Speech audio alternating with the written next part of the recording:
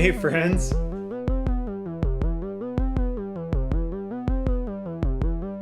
So this session's going to be a little bit different. We'll keep this up high. I've got my music monitored on my headphones right now. I'm Andrew. This is Code Gets Creative. Welcome. Dollar Akshay, good to see ya. We've been doing scripts for the last several times. This time is going to be a little different though. It's spooky, scary Halloween season, and so I'm actually helping with the Spook Alley at work, in which a couple coworkers and I are going to be doing like a mad scientist themed room. By the way, I wonder if the music is like way too loud. It looks like it's monitoring about the same as my voice. We'll bring it down a bit. So actually, let's not do it that way. Let's do it this other way. There we go. Let me know if the music is too loud or too soft. I'm like trying my best to guess.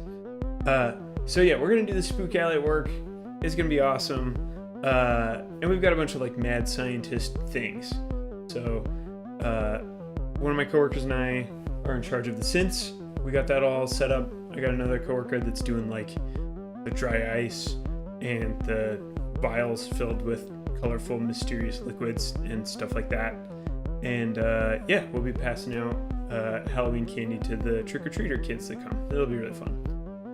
So I want to spend some time on the stream today and see what we can do with code in order to control some of this stuff. So let me show you what's going on right now. This is my digital audio workstation, or DAW. This is called Ableton Live, if you've never seen it before.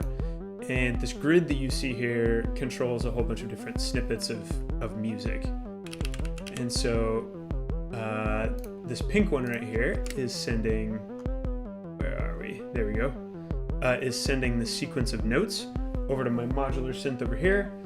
And it is making the Stranger Things theme song arpeggio pattern.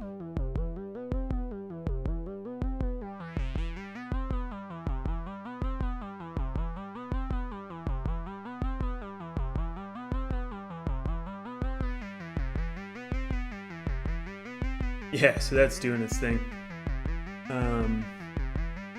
Next to it, you'll notice we've got this kick that sounds sort of like a heartbeat. Kick, kick, kick, kick, kick, kick, right? That's doing its thing. And then if we want, we can switch into this more like synthwave style sound, where we have a big kick. You can see it hit every beat, right? That's doing its thing. Big snare. We've cobbled together like half of an 808 kit and half of a 909 kit, if you're familiar with those. Like, here's the hi-hat. It also comes from an 808. That's doing its thing.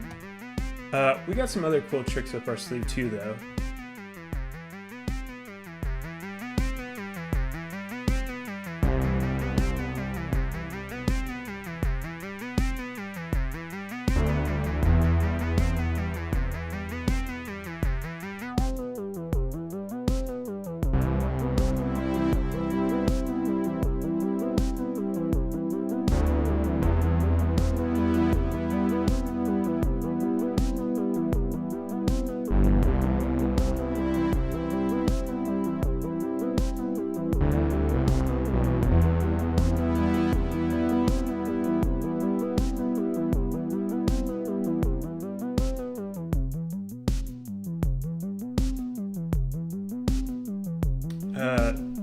Pardon the rhythmic problems.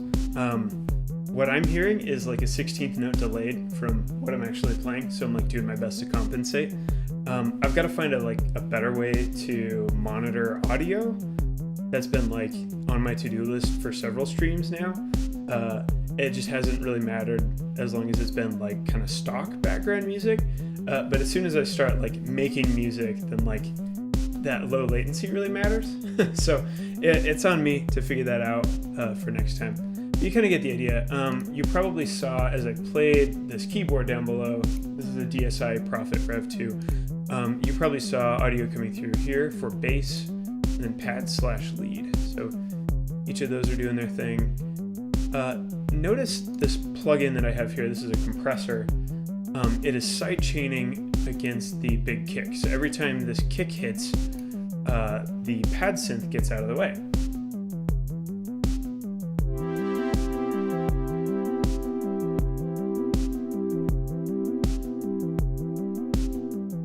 So that's pretty cool. The original theme doesn't do that, right? Okay, cool. So that's doing its thing. And so for the Spook Alley, like, we're gonna do a little bit of like Stranger Things, play the sequence, play the keyboard, like bass and pad parts. My coworker has some other like samples that make the theme song sound more like authentic as well. That'll be a thing. But there's more. There's more that we can do. So I think this is a good chance to start making a list of like some cool stuff that we want to do. So I'm gonna pull up a code editor really quick. Yeah, there we go. Switch over to here. You'll notice that I have the repo open for light blocks. I did several streams ago. The random light that you see behind me is coming from these Philips Hue light bulbs, right? There's one below the keyboard, and then there's one over here on the other side of the room. And so we're going to control those. And we're going to control them with code, and then we're going to control them with code from MIDI. So like musical signals that'll actually come from this program, right? From my digital audio workstation. So that'll be cool. Let's see. First thing we need to do, we need to get light blocks working. Let's change this to a markdown file. There we go.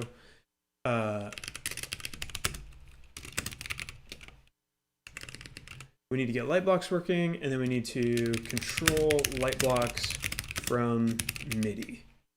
That'll be a thing. And then from there, the world is our oyster. And I think we might like control synth. Like, yeah, control the modular synth from code. And I've got some code kind of pre-written for this, so we might use that. I wrote it like a year ago. So maybe we'll bust that out, or maybe we'll start a new project. We'll see. So let's get light blocks working. I tried to do it before I pressed play on the stream. Some things weren't working, so we're gonna like pre and debug that live. Let's see, we've got the front end working. So here it is, right? Localhost port 3000. This is not actually connected to the back end yet. You'll notice that when I run npm start, let's see, it's running the TypeScript compiler right now. Okay, here we go. So it's connecting to the database, and now it's initializing the environment. This is the part where it actually tries to talk to the lights. And it's just hanging here, which makes me wonder if we're like misconfigured somehow. Maybe we're pointing to the wrong IP address for the lights. So we need to figure that out. I think eventually this is going to time out. So let's see. Also, this wig is like driving me nuts. I can't see anything. But it's the price you pay. And when I'm not writing code and I'm just performing, it's going to be a little bit easier to wear the wig for an hour or two. Okay, that's that. I want to look at my .env file and see if there's anything weird in here. 1.114.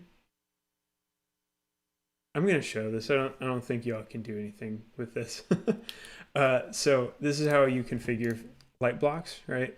You need to know the IP address on your local network of the Hue Bridge. That's like the little box that basically you tell all the commands to that, and then it relays the command to each of the lights. So that's that, and then there's a client key, and there's a user. So I think all of that should be good. I'm just gonna make sure I've sourced it. But I mean, I think this will work just fine.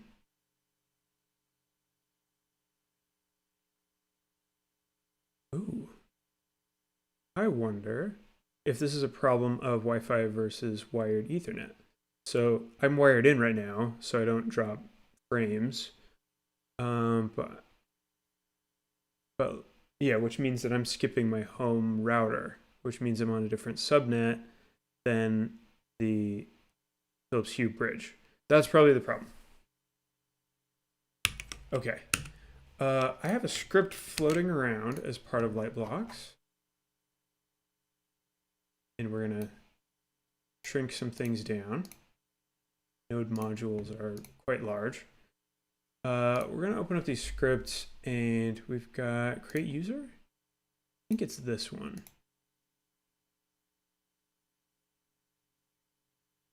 Okay, we've got these two functions here. So we can discover the bridge, or we can discover and also create a user. So, and I don't really want to create a user. I just want to see like which ones exist.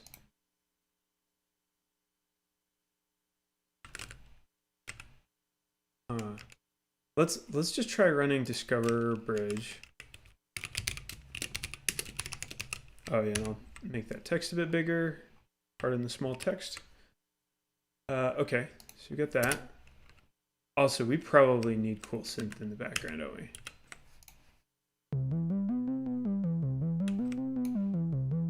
It will like periodically tweak the sound.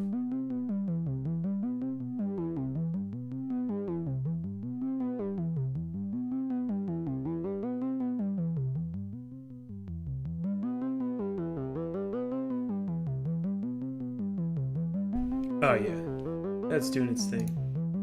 We'll come back to it in a few minutes and like do the tweaky thing. Okay, so let's try running this. And let's see what this looks like.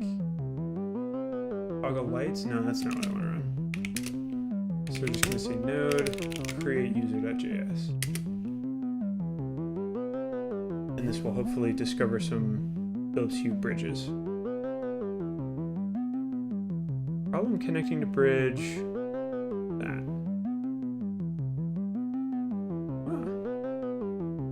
The timeout exceeded.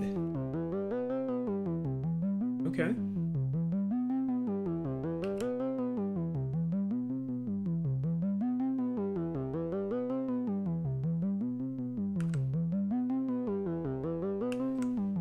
So I assume what that means. Let's just confirm it.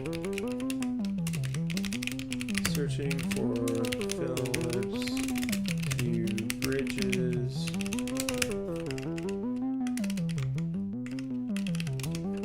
And then right here we'll say discovered. This meant, the length of that. Bridges. Wait, full stop. But I think we already know, like, this is, it's a promise that's getting rejected, which means it's got to be that await that's failing.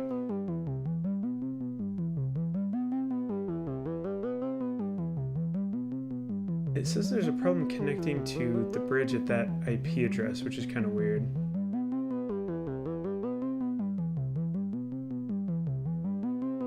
What else I can do to kind of check on this?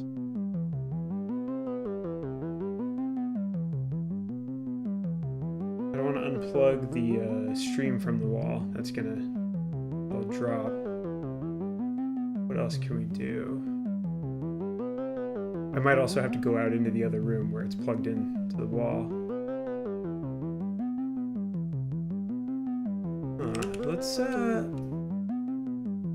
we probably need to learn more about this function call, because maybe there's a different one we actually want.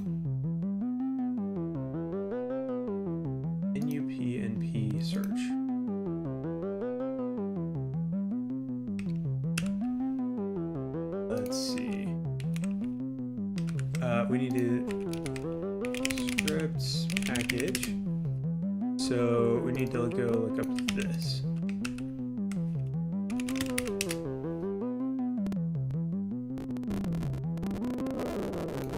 Oh, I'm hearing audio dropouts.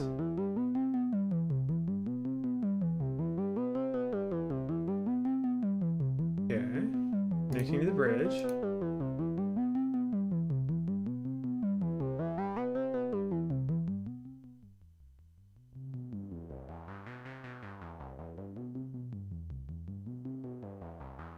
There we go. That's doing its thing. Let's see.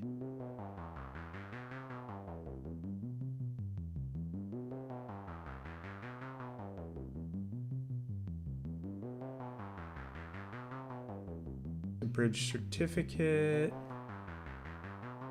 E2, I don't think we're interested in that. Ah, here we go. Okay. There are two ways to discover Hue Bridge on the network using N, UPnP, and UPnP methods. Both of these methods are useful if you do not know the IP address of the bridge already. That's great, because I have no idea what its IP is. The official Hue documentation recommends an approach by finding bridges by using both of these in parallel. Oh, that's interesting. This API library provided you with both options, but leaves it to the developer to decide on the approach. And like, honestly, I have never heard of either of these. Like, I'm not familiar with these protocols. So yeah, we are learning about this together. Type API function makes use of the official API endpoint that reveals the bridges on a network. And hold on, which one are we using?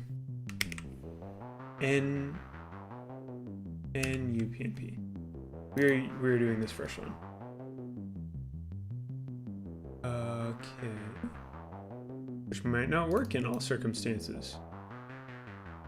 Your bridge must have signed into the Meet Hue portal. Yeah, I don't know whether I've done that or not. I guess I could log in and verify it that way.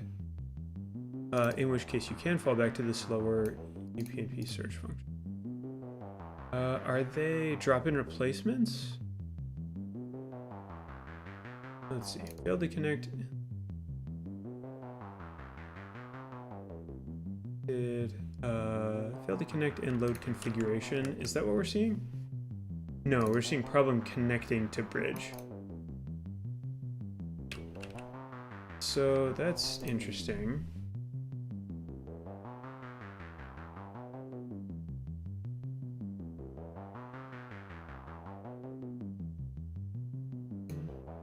Okay, so we can call this search and then include a timeout.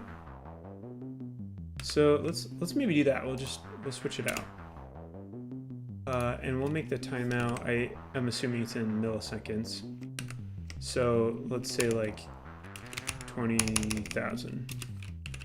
Yeah, milliseconds. Give it a full 20 seconds to try to find something.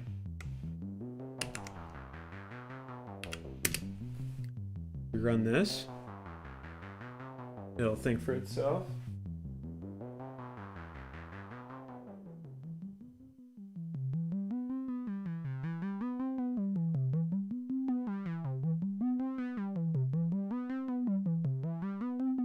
Hasn't found it yet. Oh. Failed to resolve any Hue bridges. Ah. Okay, that is too bad.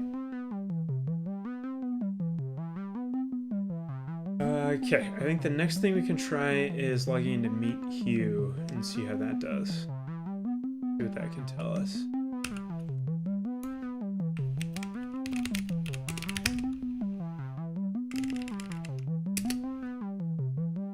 We'll get logged in here. Yes. Please put all of the cookies on my browser.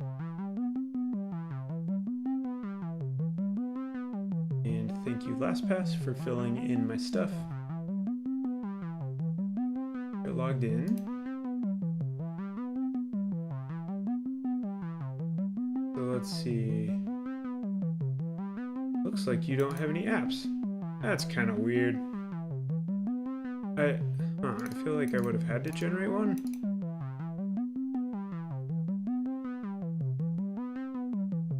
This all seems off. What's in my profile? Okay. They've got a really nice web portal, don't they? I'm not a big fan. It's in tools and SDKs.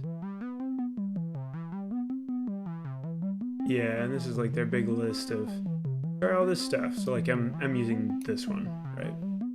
Lightblocks is built on this one, and that script is also built on that one.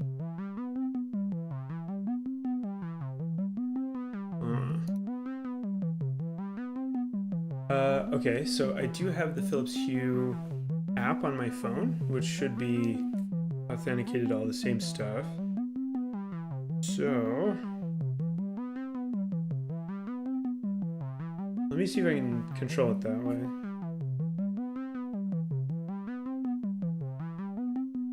Philips Hue. Yeah. It says living room, 2 lights are on. And I can turn off the lights. And I can turn on the lights.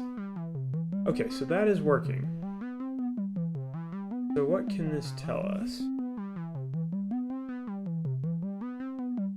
Oh, it can give me its IP address on the Wi-Fi, which sure enough, it's 1.114. Huh, okay. So this is, yeah, this has got to be a problem with like Wi-Fi versus wired Ethernet.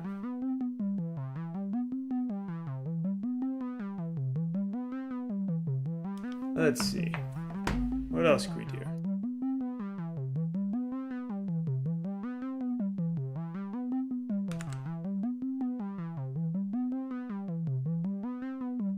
That's, I guess we can try, oh hey, switch back over to here.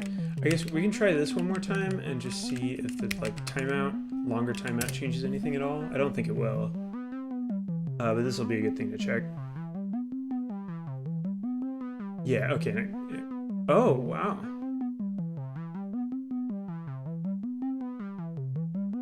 So, I mean, it found something else. Problem connecting to bridge.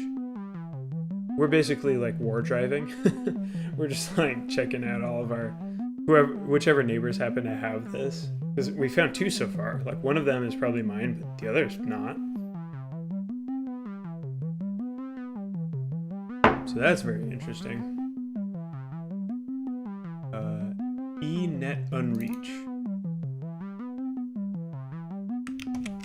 I wonder if, so I'm just gonna try like grabbing these IP addresses and pasting them in here and seeing like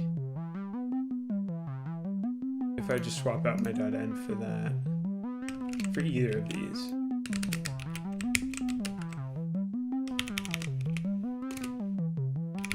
So let's see, we'll go back to the server, source the .env file, and then we'll run npm start, and we'll see if this changes anything. So it's going to compile all the TypeScript, and once it finishes with that, it will try to connect. Wait for it. Okay, I think it's going to time out again. 1.12 is not going to work. Okay, so let's try this one.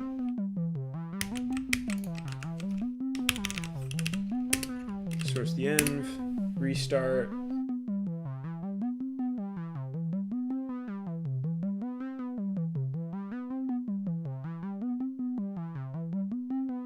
Here we go.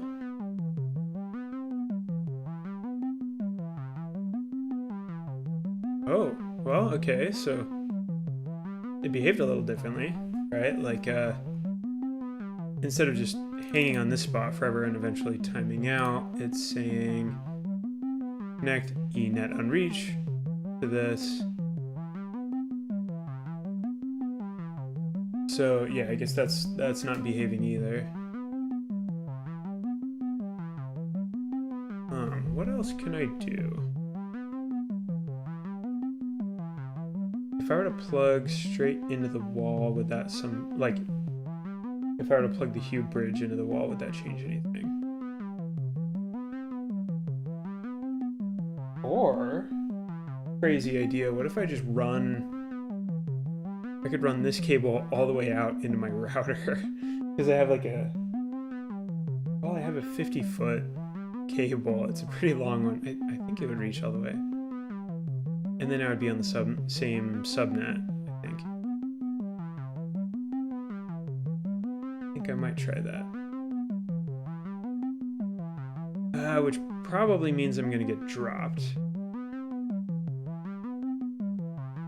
Like, the stream will probably drop.